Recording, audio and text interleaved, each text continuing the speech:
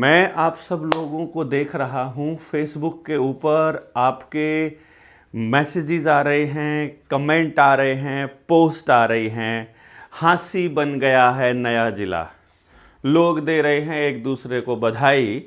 तो मैंने सोचा कि क्यों ना आपकी इस खुशी में थोड़ा खलल डाला जाए और आपको हकीकत से रूबरू करवा दिया जाए। कैसी हकीकत? ऐसी हकीकत जिसमें खुशी से ज़्यादा इस बात का दुख हो कि आपका ज़िला बन गया है हांसी। यानी कि अब जो है हांसी अब एक ज़िला नहीं बल्कि आपकी बर्बादी का सचिवालय बनने जा रहा है। अजीब लग रहा होगा आपको। सब लोगों ने सोचा होगा कि इससे विकास को नई दिशा मिलेगी। सरकार आपको बताएगी कि हमने आपके लिए इतना सारा काम कर दिया है, इतने दिनों से अटकी हुई मांग को भर दिया है, आपकी मांग को भर दिया है, मतलब पूरी कर दिया है। और इसी तरह से आने वाले समय में गोहाना के साथ होने वाला है, यही फिर असंध के साथ होने वाला है, गन्नौर के साथ होने वाला है और दूसरे भी तहसीलों के साथ ये होगा जो अभी हांसी के साथ हुआ है। ऐसा ही कभी गुड़गांव के आसपास के इलाके में रेवाड़ी के साथ भी हुआ होगा, महेंद्रगढ़ रेवाड़ी के साथ भी। और वहां पर जाकर आपको उनकी हालात जरूर देखने चाहिए कि जिला बनने के बाद कितने सालों में उनका जीवन कैसे बदला है। अगर आप बहुत खुश हो रहे हैं हांसी के जिला बनने पर, तो आपको जाकर के ये पता करना चाहिए कि पहले जो जिले हैं उनके क्या हालात हैं। वहां जो पुराने दौर में लोग रहा करते थे, यानी कि जहां पुश्तैनी लोग, यानी हांसी में जो अब हांसी है वो हांसी, और जो अब नया बनने वाला है, यानी जो इसके चारों तरफ वो पूरे गांव को खाने वाला है, वो हांसी, उसमें कितना फर्क आया है। जैसे करनाल जब जिला शुरू से ही था और फिर पानीपत उसमें से जिला बना, तो पानीपत फिर किस तरह से एक्सटैंड हुआ, फिर उसमें से दूसरे जिले जब कुरुक्षेत्र उसमें से जिला बना तो फिर कैसे एक्सटैंड हुआ, अंबाला में से जब यमुनानगर बना तो फिर उसका क्या हाल हुआ, जो वहां लोग पहले रहते थे उनका क्या हुआ, और उन्होंने अपने जीवन में जो भी कमाया, जितनी मेहनत की, वो अब कहां पर है। हो सकता है उनके पास 2 गाड़ियां हो, लेकिन यह भी हो सकता है कि उनके घर में 4 लोग हों, चारों को कैंसर, डायबिटीज, ब्लड प्रेशर या फिर कोई ऐसी हार्ट की बीमारी हो जो परमानेंट हो चुकी हो, जो कि जीवन भर दवाइयां खाते रहने पर उनको रहना पड़ेगा, मतलब खाते रहना पड़ेगा। ऐसा भी हो सकता है। उनके पुराने मकान भीड़ी गलियों में रहे होंगे, अब उन्होंने बाहर सेक्टर में मकान ले लिया है और अब उनके पास में एक बड़ा मकान जरूर है, लेकिन ईएमआई तब से लेकर आज तक कंटिन्यूअसली चली जा रही है। उनके 3 बच्चे हुए, तीनों ने मकान अलग अलग लिया और उनके जो है ईएमआई चल रही है, यानी उनका पूरा जीवन कर्जे में चल रहा है अगली पीढ़ियां तक। तो ये हो सकता है क्योंकि जमीनों के रेट बढ़ेंगे, आपको ऐसा लगेगा बहुत सारी सुविधाएं हो जाएंगी और आपको ऐसा ऐसा बताया जाएगा कि जिला मतलब विकास। और अब मैं आपको ये बता रहा हूं जिला मतलब विनाश।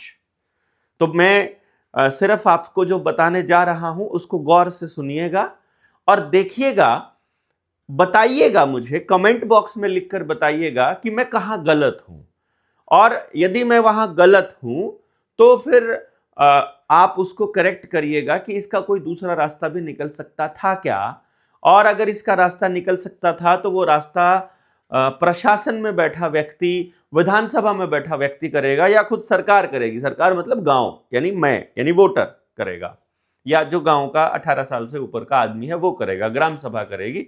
इसको आपने देखना है, क्योंकि जिस चक्कर में आप फंसे हो, जिस जाल में आप फंस गए हो, वो जाल है विकास की झूठी परिभाषा का बुना हुआ। विकास की झूठी परिभाषा क्या है? आपको यह बताया गया है कि सड़कें जो हैं वो पैमाना होती हैं विकास का, ऐसा आपको बताया गया। आपको बताया कि आपके घर में गाड़ी है तो वे विकास का पैमाना है। अब बेशक कर्जे से ले लीजिए आप, आपके घर में झगड़ा बेशक रहे, प्रेम प्यार बिल्कुल भी ना हो, लेकिन मकान बड़ा होना चाहिए तो वो आपकी तरफ से विकास माना जाएगा। शुद्ध हवा बेशक ना मिलती हो, लेकिन सामने घर के पार्क होना चाहिए। चाहे शांति के लिए आपके पास वहाँ कोई जगह ना हो, 24 घंटे आसपास कोई ना कोई मशीन हो, या किसी डंपिंग यार्ड की बदबू आती हो, या इथेनॉल प्लांट की आती हो, शुगर मिल की आती हो, या बेशक पावर प्लांट की गर्मी आती हो, या उसकी राख आती हो, या किसी और कंपनी या फैक्ट्री की वजह से चल रहे ट्रकों का धुआं धूल आता हो, ये बेशक आता हो, पर आपका मकान जो है बड़ा होना चाहिए, ऐसा आपको बताया गया है कि ये विकास का पैमाना है। फिर विकास का पैमाना है कि आप ब्रांडेड कपड़े पहनते हो, भले ही आप उन कपड़ों की फ्रीक्वेंसी कितनी ही लो हो और वो आपको बीमार रखते हो। फिर ऐसे इसी तरह से तमाम चीज़ें जो हैं वो आपको बताई गई हैं। आपको कहा कि आप नौकरी पर होंगे तो उसे विकास माना जाएगा, भले ही आप नौकरी करने के लिए अपने गाँव की ज़मीन छोड़ कर के शहर में रहते हो, किसी दूसरे स्टेट में रहते हो, या किसी देश में जा चुके हो, किसी दूसरे देश में, वहाँ से अपने घर वालों के लिए कभी टाइम पर ना आ पाते हो। बेशक आपके पास बहुत सारा पैसा हो, लेकिन उस पैसे का इस्तेमाल आप अपने लिए ना करके केवल कंपनी के लिए करते हो, और आपकी तनख्वाह 1 लाख हो और खर्चा 90,000 हो, बचते वही 10,000 हो, जो अगर गाँव में 10,000 की नौकरी करके भी बचा सकते थे, क्योंकि गाँव में कोई खर्चा नहीं होता है। मतलब ये आपको इस तरह से बताया गया है। तो ये विकास की झूठी परिभाषाएँ हैं। कुछ चीज़ें हैं जो आपकी बदलेंगी। आप बताइएगा कि वो जो चीज़ें बदलेंगी, वो आपकी बेहतरी के लिए बदलेंगी या आपकी बर्बादी के लिए बदलेंगी, और उससे आप हिसाब लगाइएगा कि अब हाँसी के लोगों का जीवन मुश्किल होने वाला है या अच्छा होने वाला है। और जो आज बच्चे 15 साल के हैं या 25 साल के हैं, आज से 10 साल बाद इस वीडियो को अगर देख रहे हो तो वो बताएंगे कि उस वक्त आज 2025 में आप कैसे थे और उस टाइम पर आप कैसे हो जाएंगे, या आपका जिला बना है, आप 10 साल पहले या 15 साल पहले, 25 साल पहले कोई जिला बना था, आपका जीवन कैसा था और अब कैसा जीवन है, वो जरूर बताइएगा। क्या आपके बच्चों के लिए भी खेलने का उतना ही स्थान बचा हुआ है? क्या आपके लिए, क्या अभी भी वहां इतनी ही शांति है, गाड़ियों की गड़गड़ाहट कम रहती है? क्या पहले मैंने करनाल के अंदर देखा है, मेरी बुआ जी करनाल में रहती थी, तो मैं वहाँ समाज को बिल्कुल गाँव के तरह भी देखता था, बाजार भी देखता था, और एक दूसरे से मेल जोल भी देखता था। और आज मैं उसी जगह पर देखता हूँ तो वो लोग तो सब जा चुके हैं, वहाँ नए माइग्रेटेड लोग आ चुके हैं और पूरा स्ट्रक्चर बदल चुका है। तो वो स्ट्रक्चर कैसे बदलेगा मैं अब आपको बता सकता हूँ। और दूसरे तमाम तरह के एक्सपीरियंस जो मैंने गुड़गांव से लोगों से लिए हैं, दिल्ली से लिए हैं, अपने ज़िले से लिए हैं, और जो अभी तक के सामाजिक जीवन में मैंने लोगों से सीखा, समझा, जाना है, मैं वो आपके सामने रख रहा हूँ। आपको तय करना है कि आप इस बात को कैसे लेते हैं। झूठी परिभाषा आपको बता दी गई, आपको नहीं बताया गया कि चैन से जीना, शांति से जीना, समृद्धि से जीना, किसी चीज़ की कमी ना रहना, आपको ऑर्गेनिक खाना मिलना, मतलब और आपकी फ्रीक्वेंसी हाई रहना, एक्चुअल विकास है। लेकिन वो आपको कुछ भी बताते रहेंगे। लेट अस सी, कमेंट बॉक्स में लिख के बताइए कि क्या रखता है आपको। कुछ पैमाने हैं जो आपको बताए गए हैं। जीडीपी का पैमाना जैसे कि बताया जाता है कि वो आपके विकास का पैमाना है, जबकि मैं अपने जनता सरकार मोर्चा की ट्रेनिंग्स में लगातार बता चुका हूं कि आपका विनाश ही देश का विकास है। आपके विनाश का पैमाना ही देश के विकास का पैमाना है। आप सर्च भी कर सकते हैं, निडर इंडिया, आपका विनाश ही देश का विकास है, देवेंद्र बल्हारा करके ऐसा एक अगर आप टाइटल लिखेंगे तो आपको यूट्यूब पर निडर इंडिया पर हमारी वो पुरानी वीडियो मिल जाएगी। और अगर नहीं मिलेगी तो अभी 19 से 21 हम लोग ट्रेनिंग कर रहे हैं सहारनपुर में, वहाँ पर आकर के आप नए सिरे से भी इसको समझ सकते हैं।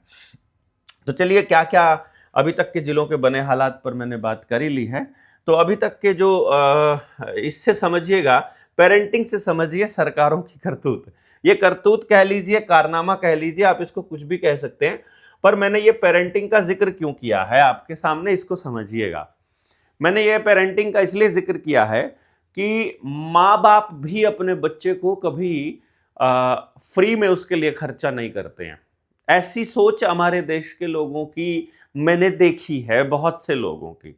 हालांकि हालात बदल रहे हैं, परंतु जब माँ बाप अपने बच्चों के लिए खर्चा करते हैं तो उसे हर कुछ दिन के बाद में या हर रोज भी कहीं कुछ समय के बाद में याद दिलाते रहते हैं कि तुझ पे इतना खर्चा किया है, तेरे लिए हम लोग शहर में शिफ्ट हुए हैं, तेरे करियर के लिए हुए हैं, जो कुछ है तुम्हारा है, इसके बदले में तुमको सुबह इतने बजे उठना पड़ेगा, इतना काम करना पड़ेगा, ये करके दिखाना पड़ेगा, ये परफॉर्मेंस हमको चाहिए। ये माँ बाप की बात बता रहा हूं, जिनका दायित्व है, जिनका कर्तव्य है अपने बच्चों के लिए कुछ भी करना। वो माँ बाप भी अपने बच्चों को ये कहते हैं कि तुमको हमारे किए हुए खर्चे के बदले में ये करना पड़ेगा। तो आपको क्या लगता है कि प्रशासन में बैठा व्यक्ति या विधानसभा लोकसभा में बैठा व्यक्ति आपके ऊपर इस चीज का एहसान नहीं जताएगा कि उन्होंने आपके ब्लॉक को, आपके इसको क्या कहते हैं, तहसील को जिला बना दिया गया है, और जिला बनाने के बदले में आपके कुछ दायित्व हैं वो पूरा करने के लिए आपसे नहीं कहेगा? मुझे नहीं लगता वो नहीं कहेगा, कहेगा, बट क्या कहेगा वो देखने वाली बात रहेगी।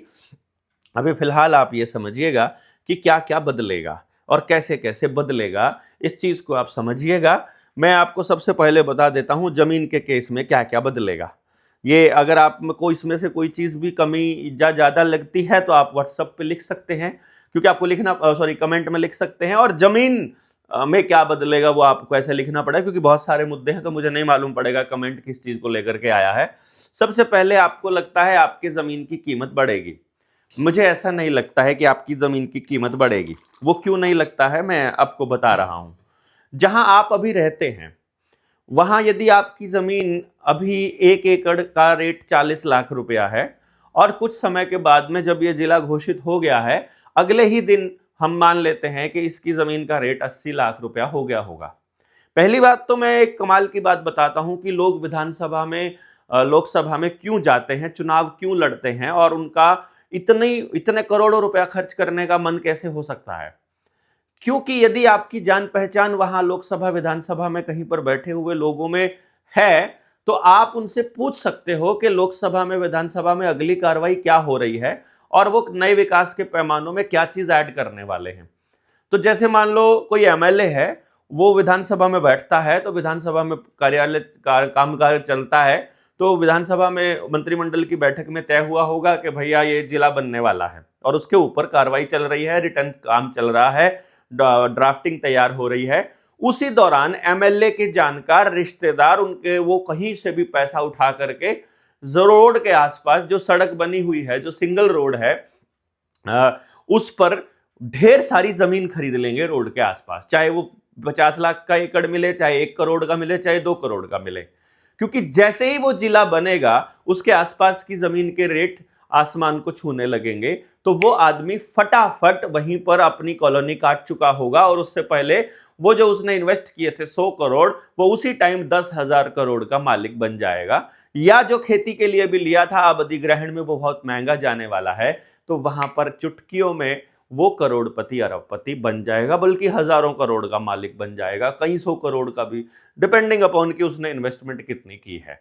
ये इसीलिए वहां से कि कहां से नहर जाने वाली है, कहां से नई सड़क जाने वाली है, कहाँ नया प्रोजेक्ट आने वाला है, कहाँ नए कुछ भी बनने वाला है, वो पहले से ही तय करके रिश्तेदार इनके वहां के मतलब जमीनें ले लेते हैं। ये बड़ा पुराना रहता है, हम लोग इनके बीच में रहे हैं, हमें इसलिए पता है कि किस किस तरह से घपले होते हैं, कैसे कैसे ठेकेदारी होती है। अभी राजस्थान में एमएलए, चाहे कांग्रेस का हो चाहे बीजेपी का हो, वो अपनी एमएलए की निधि देने के नाम पर रिश्वत ले रहा है। किसी का 40% का रेट है, किसी का 50% है, किसी का 20% है।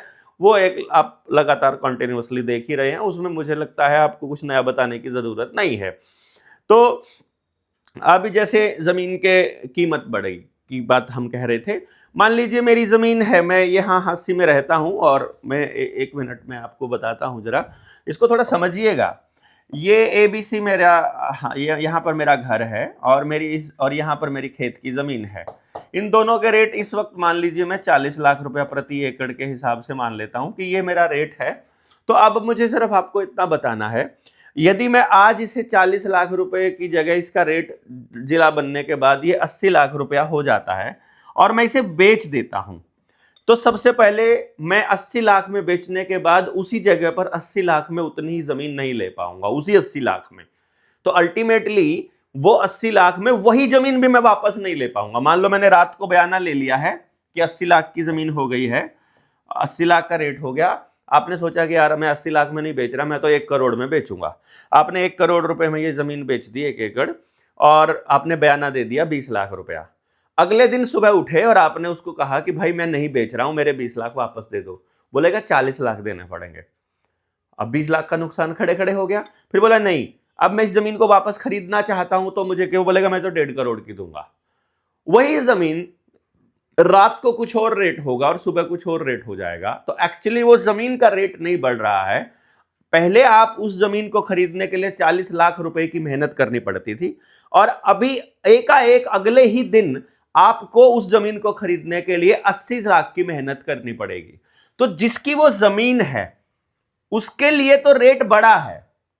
इसको समझिएगा, कितनी लॉजिकल बात है, इस पे बताइएगा। जिसकी वो जमीन है, जमीन एक आदमी की है, इस आदमी को छोड़कर बाकी पूरी दुनिया के लिए रेट बढ़ा है। यानी बाकी पूरी दुनिया की मेहनत का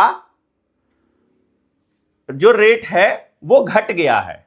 इसकी जमीन का रेट बढ़ गया है और बाकी दुनिया की मेहनत का रेट घट गया है। यानी अब उसे वो जमीन लेने के लिए डबल मेहनत करनी पड़ेगी, उसके पूरी फैमिली को लगना पड़ेगा उसी जमीन को खरीदने के लिए।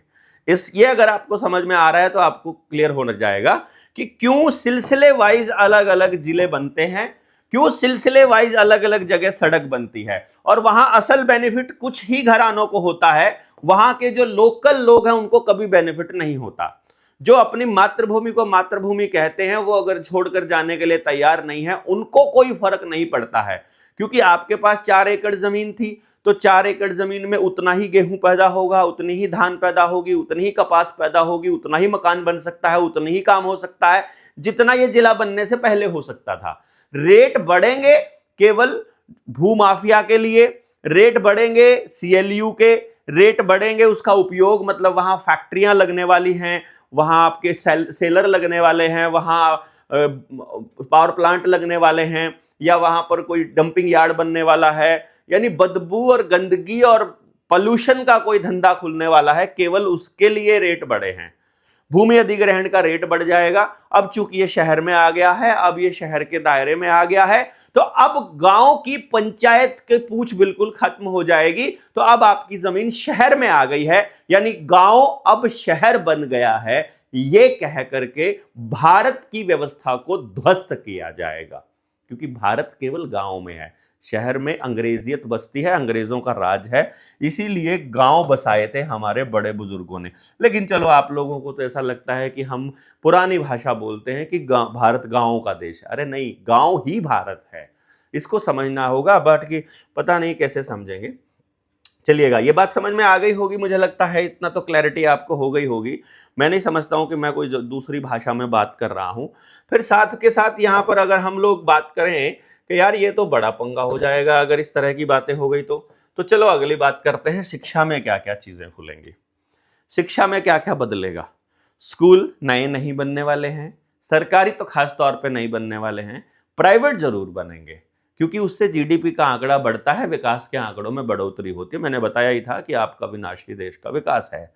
कॉलेज जो पहले छोटे थे अब वो बड़े हो जाएंगे और उसमें ठेके पर भर्तियां हो जाएंगी। कंट्रोल ज्यादा हो जाएगा, क्योंकि गांव के लोगों को कंट्रोल करना थोड़ा मुश्किल होता है, पर अब क्योंकि आप जिले के लोग हैं तो अब आपको कंट्रोल करना आसान है, क्योंकि अब आपको कलेक्टर के हिसाब से काम करना पड़ेगा। रोजगार में क्या क्या फर्क पड़ेगा, इसको जरा समझिएगा, ये बड़ा कमाल चीजें चलती हैं। रोजगार पे क्या पड़ेगा, दुकानें ज्यादा खुलेंगी। तो चलो अभी फिलहाल में जो दुकानें हैं, जितनी भी दूसरे जिलों की दुकानें ले लेते हैं, वो क्या काम करती हैं, आपका लोकल गांव का बना हुआ बेचती हैं या फैक्ट्रियों का, कंपनियों का बना हुआ बेचती हैं। तो वो बेसिकली वो कंपनियों के दलाल हैं। वहां खाने का सामान भी कंपनी से आता है, पहनने का सामान भी कंपनी से आता है, कंस्ट्रक्शन में यूज होने वाला सामान भी कंपनी का आता है। यानी गांव के आदमी का, यानी भारत के आदमी का कुछ भी इस्तेमाल नहीं होता है उन दुकानों पे, केवल मल्टीनेशनल कंपनियों का यानी विदेशी कंपनियों का सामान बिकने का ही काम होता है। तो अगर और ज्यादा दुकानें खुलेंगी तो और ज्यादा कंपनियों का राज स्थापित होगा। इसको आप ऐसे समझिएगा, इसको आप इस तरह से समझ लीजिएगा। रेडी पटरी वाले लोगों की ज्यादा जरूरत पड़ेगी। अब चूंकि लोकल आदमी तो रेडी पटरी लगाता नहीं है, जैसे मैं अपने गांव में रेडी पटरी बहुत कम चांसेस हैं लगाऊंगा। जब मैं बहुत गरीब हूं, मुझे कोई फर्क नहीं पड़ रहा है, तभी मैं लगा पा रहा हूं, या फिर मैं बहुत मेहनती हूं, मुझे इस बात से फर्क नहीं पड़ता कौन क्या कहेगा, तब भी मैं लगा सकता हूं। बट ये चांसेस बड़े कम रहते हैं, और ये गांव में कल्चर नहीं रहता है, ये शहर में ही रहता है रेहड़ी पटरी का। तो ज्यादातर रेहड़ी पटरी वाले लोग माइग्रेटेड लोग होते हैं। तो यदि आप माइग्रेशन, रोजगार के लिए, मैंने आपको बताया अपराध और माइग्रेशन ये शब्द भी मैंने इस्तेमाल किए हुए हैं। अगर आप का आदमी शहर में रहने वाला, कहीं भी रहने वाला, अगर माइग्रेटेड है तो अपराधी और नशेड़ी होने के चांसेस, या नशा बेचने के चांसेस, या अपराध को सपोर्ट करने के चांसेस ज्यादा रहते हैं। अगर आप पुलिस में भी काम करते हो तो पुलिस में आप अपने ही गांव में, अगर चौकी में आपकी ड्यूटी लग जाए तो आप अपने गांव वालों को लाठी नहीं मार पाओगे।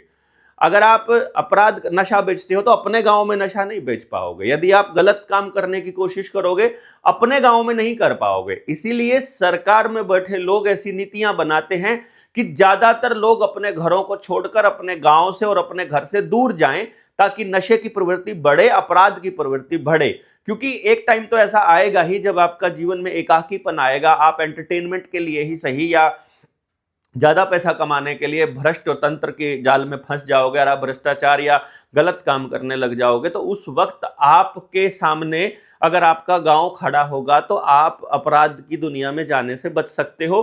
परंतु यदि आप माइग्रेटेड हो, दूसरे जिले में या दूसरे शहर में या दूसरे स्टेट में आए हुए हो या दूसरे देश में, तो आपके अपराधी होने के चांसेस हमेशा ज्यादा होते हैं। तो अपराध के लिए माइग्रेशन एक बहुत बड़ा कारण है, नशे के लिए एक बहुत बड़ा कारण है।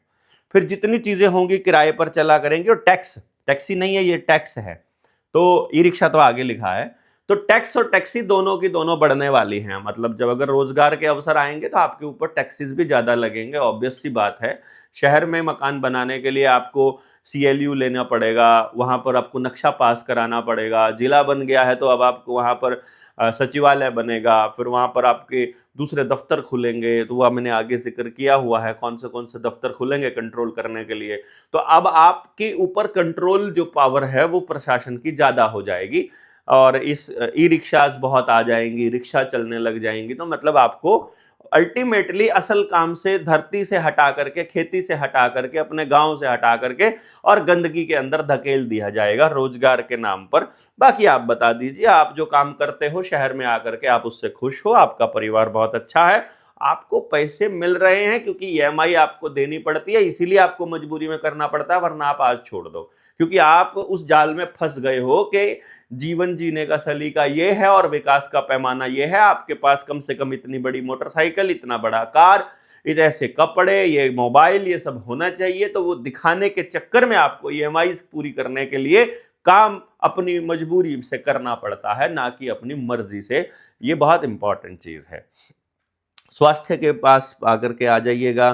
स्वास्थ्य के लिए जैसे कि गांव में है, आप इलाज कर लेते हैं, पर वहां पर आपको प्राइवेट अस्पताल, सरकारी अस्पताल तो नहीं खुलने वाला है, क्योंकि पहले से जिले जो बने हुए हैं उनके सरकारी अस्पतालों की हालत देख लो। वहाँ टेस्ट के लिए आपके पास सुविधा नहीं मिलेगी, वहाँ अल्ट्रासाउंड आपको 3-3 महीने की वेटिंग में मिलेगा, ऑपरेशंस आपको 6-6 महीने की वेटिंग के मिलेंगे, इमरजेंसी वार्ड में कोई डॉक्टर होता नहीं है, दवाइयाँ वहाँ के स्टोर में मिलती नहीं हैं, डॉक्टर्स पैसे लेकर के प्राइवेट अपने घरों में दुकानदारी चला रहे हैं। तो मुझे नहीं लगता स्वास्थ्य सेवाएं बेहतर होने वाली हैं इसका जिला बनने के बाद भी। हाँ, अस्पताल खोलने के नाम पर, बड़ा अस्पताल बनाने के नाम पर जबरदस्ती आपकी जमीनों पर कब्जा, पंचायती जमीनों पर कब्जा, खाली जमीनों पर कब्जा करने का गेम प्लान जरूर है, वो मैं आपको पहले बता चुका हूं। जमीनों पर कब्जा करना पहले अधिकार है, पहले उस पर स्कूल बनाएंगे, कॉलेज बनाएंगे, एयरपोर्ट बनाएंगे, बस स्टैंड बनाएंगे, नई चीजें बनेंगी, नए तमाम तरह के दफ्तर बनेंगे, और बाद में उनकी दुकानों को निकाल दी जाएंगी। फिर किसी प्राइवेट कंपनी को मेंटेनेंस के लिए अडानी अंबानी को सौंप दिया जाएगा, और मालिक अंबानी अडानी बन जाएगा। जब तक उस पर पैसा खर्च होगा, आपका पैसा खर्च होगा, और जब उस पैसे को, जब कमाई देने लगेगी वो चीज, फिर वो प्राइवेट कंपनियों को सौंप दी जाएगी। ये मॉडल है, क्योंकि मालिक सोया हुआ है। ये बहुत ज्यादा इंपॉर्टेंट है। बैंकिंग बढ़ेगी, नीलामी बढ़ेगी, गांव में लोग खड़े हो जाते हैं। अब जिला बन गया है, जिले में अब कोई किसी की नहीं चिंता करता है, तो अब नीलामी आसान हो जाएगी, आपके घरों की बिक्रियां आसान हो जाएंगी।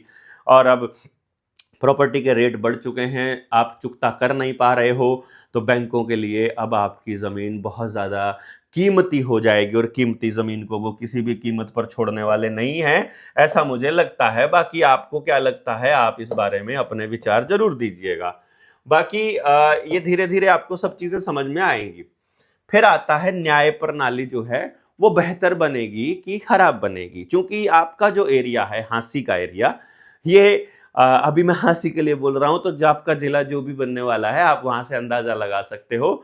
गांव के जंगल काट कर गांव में कुछ ना कुछ डाल करके विकास के नाम पर बर्बादी करके अब सबके गांव बर्बाद हो चुके हैं, सब अपने गांव को छोड़ने के लिए मजबूर हो चुके हैं अपने अपने कामों के लिए, और वो शहरों में शिफ्ट हो रहे हैं और गांव पीछे से लावारिस पड़े हुए हैं। तो एनी हाउ न्याय प्रणाली के नाम पर नई कोर्ट खुलेगी, कचहरी खुलेगी, वकील, पुलिस, एसपी, डीएसपी, चालान खूब कटेंगे, आरटीओ, वन विभाग, टैक्स नए नए पर्यावरण विभाग से नए वो लेनी पड़ेंगी, एनओसी लेनी पड़ेंगी, फिर वन विभाग नया अलग से कब्जा करेगा, आरटीओ भी, टैक्सेशन प्रणाली भी फिर आपकी नई सारी बदलेगी, तो सारे डॉक्यूमेंट्स बदलेंगे सचिवालय बन करके, ये फिर आपके ऊपर और ज्यादा बोझ लदाएगा, बोलेगा ये सारे काम करने के लिए खर्चा होता है तो आपके ऊपर टैक्स लगेगा, जो आपके घरों के टैक्स के रेट है वो बढ़ जाएंगे, प्रॉपर्टी टैक्स बढ़ जाएगा, पानी के रेट बढ़ जाएंगे, बिजली के रेट बढ़ जाएंगे, वो तमाम चीजें आपको, यानी न्याय फिर भी नहीं मिलने वाला है, क्योंकि आज तक जितने कोर्ट खुले हुए हैं वहीं से आपको न्याय नहीं मिल रहा है। बिना जिला बनाए भी वहां पर कोर्ट खोले जा सकते हैं, परंतु नहीं, आपको न्याय तो मिलना ही नहीं है भैया, पूरे सिस्टम का ही हिस्सा नहीं है। राजनीति ले लीजिए फिर आप, चूंकि आप आंदोलन में मुख्य तौर पर शामिल लोग हैं और अभी आईएमटी के लिए आपने आंदोलन कर दिया था, जमीन आप ऐसे सीधे सीधे देने के लिए तैयार नहीं थे, तो अब आपको बहुत जल्दी हो सकता है नगूरा को भी बना दे वो जिला, क्योंकि कब्जा तो जमीनों पर उनको चाहिए चाहिए, आसपास के गांव पे कुछ भी करके, वो जरूरी थोड़ी आईएमटी के लिए उनको जमीन चाहिए किसी नाम से मिल जाए, बाद में उद्योगपतियों को देना तो आसान हो जाएगा। तो ये सारे का सारा आपका राजनीति में खर्चा भी बढ़ जाएगा, मुख्यालय हर एक जिले का वहां हर एक पार्टी को बनाना पड़ेगा, पंचायती सिस्टम खत्म, खाप खत्म, और बाद में आंदोलन करना भी खत्म, क्योंकि अब आप पैसे के पीछे दौड़ने लग जाओगे, क्योंकि आपके खर्चे बढ़ चुके हैं, माइग्रेटेड लोग आ चुके हैं, आपके बच्चों को रोजगार है नहीं, तो आप अब ऊपर से ईएमआई पूरी नहीं कर पाओगे, तो अब समाज के कामों से ध्यान हटाकर आपको बिजनेस पर लगाना पड़ेगा। तो जिस तरह से पुराने वाले जिलों में समाज के कामों में भागीदारी में गुड़गांव, करनाल जैसे जिले कहीं पर भी खड़े नहीं होते हैं, वैसे ही अब आपका हांसी, हिसार, जींद भी नहीं खड़ा होगा। ऐसा हमें उम्मीद है कि अगले 5-7 साल में आपकी जमीनें आईएमटी के नाम पर जो जबरदस्ती ले रहे थे, फिर आप अपने आप से कहोगे कि भैया हमारी जमीन एक्वायर हो जाए तो बहुत बढ़िया हो जाएगा। और आपकी खेती पे क्या असर पड़ेगा, गाय, भैंस, जोहड़, कच्ची जमीन, कच्चे मकान, कच्चे गोहर मुझे आज दिखाई देते हैं जब हम उस एरिया में जाते हैं बहुत जल्दी, क्योंकि आप जिले के मालिक हो गए हैं, तो अब आपके घरों से जंगल, गोबर, ये सब खत्म हो जाएगा, पैसा ज़्यादा इंपॉर्टेंट हो जाएगा, भाईचारे से ज़्यादा आपको जीवन शैली पे काम करना पड़ेगा, और जीवन शैली में आपको ज़्यादा अच्छे कपड़े चाहिएंगे, वो गोबर में तो भाई नई बात बनेगी। तो आपके बच्चे नई बाइक, नई कार जब आपसे मांगेंगे, तो ज़मीनें बेचना आपकी मजबूरी हो जाएगी, और अपने बच्चों को ज़मीनें बेचकर पढ़ाना आपकी मजबूरी हो जाएगी, और पढ़ाने के बाद 99.9% बच्चे फेलियर कैटेगरी में आएंगे, ये भी कन्फर्म हो चुका है। अभी तक की बातचीत से आपने ये सब कुछ तो बता दिया है। मेरे पास वो थोड़ा सा मैं लिख पाया, इतना ज़्यादा मैं नहीं लिख पाया था, क्योंकि मुझे लगता था मैं एक बार आइडिया दे देता हूं, और किन किन चीजों पर आपको लगता है जीवन शैली बदलेगी आपका जिला बनने के बाद, ये तो आप ही बता सकते हैं। मैंने एक प्रीव्यू देने की कोशिश की है कि जिला बनने के बाद आपका जीवन आसान होगा कि मुश्किल होगा, और जो पहले जिले बने हैं वो जो जिलों में पहले रहते थे उनके जीवन आसान हुए हैं या मुश्किल हुए हैं, एक बार देख लीजिएगा।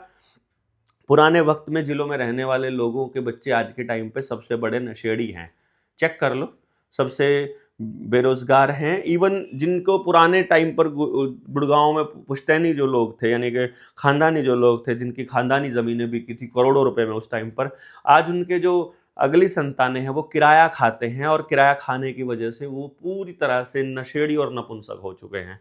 बाकी आप लोग बताइएगा कमेंट बॉक्स में लिख करके कि आपको क्या लगता है, आपका जीवन कितना बदलने वाला है, कितना बेहतर होने वाला है, और आप इस चीज़ को किस तरह से समझते हैं कि ये जिला बनना आपके फायदे के लिए है या आपके नुकसान के लिए है।